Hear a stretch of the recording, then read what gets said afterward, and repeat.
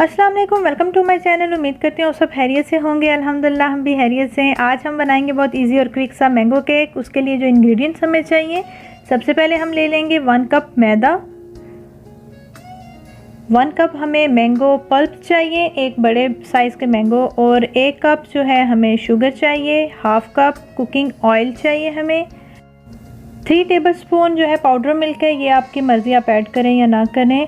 1 teaspoon हमें चाहिए baking powder, 1 teaspoon हमें चाहिए वाइट विनेगर सिरका।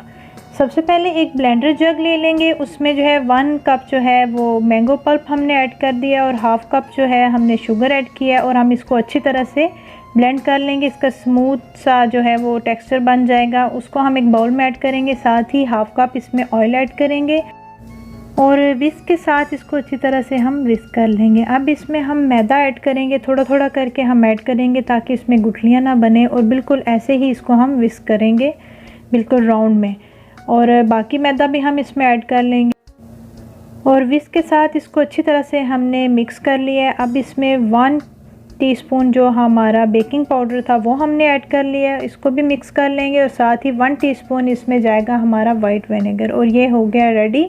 और एक जो बेकिंग ट्रे ले लूँगी, उसमें मैंने ऑयल ग्रीसिंग किया, साथ ही मैदा उस पर छिड़क लूँगी और उसको अच्छी तरह से हमने टैप करके एक्स्ट्रा मैदा उतार लिया। अब इसमें जो हमने बैटर रेडी किया हुआ है वो ऐड करके ट्रे को एक बार टैप कर लूँगी ताकि इसमें कोई भी एयर बबल ना रहे। अब जो है एक कढ़ाई मैंने ले लिया है, वैसे तो हम आप देचके में भी इसको बना सकते हैं, और कढ़ाई मैंने इसलिए लिया है कि मुझे नीचे कुछ रखने की ज़रूरत नहीं पड़ेगी। पहले इसको प्री हीट कर लिया और लो फ्लेम पे मैंने कढ़ाई रख दी है। पहले मैंने नमक ऐड किया ताकि उससे जो हमारा बर्तन है वो ख़राब नहीं होता। और कढ़ाई को इस तरह देखें कि नीचे मुझे एक्स्ट्रा कुछ रैक या वो ट्रे रखने की ज़रूरत नहीं पड़ी, क्योंकि बहुत वो जो हमारा केक का ट्रे है उससे और कढ़ाई से काफ़ी डिस्टेंस है। अब इसको 20 मिनट के लिए बेक करना है। 20 मिनट के बाद हमने इसको चेक करना है एक वुडन स्टिक से।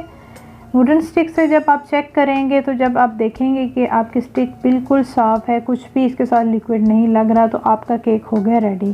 थोड़ा सा ठंडा होने के बाद इसको जो है मैं डिश आउट कर लूँगी, और ये देखें बहुत स्मूथ और ज़बरदस्त सा, और जो है बहुत ही जो है नेचुरल सा ये हमारा केक रेडी हुआ है।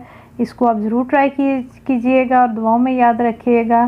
टेक केयर, अल्लाह हाफिज़।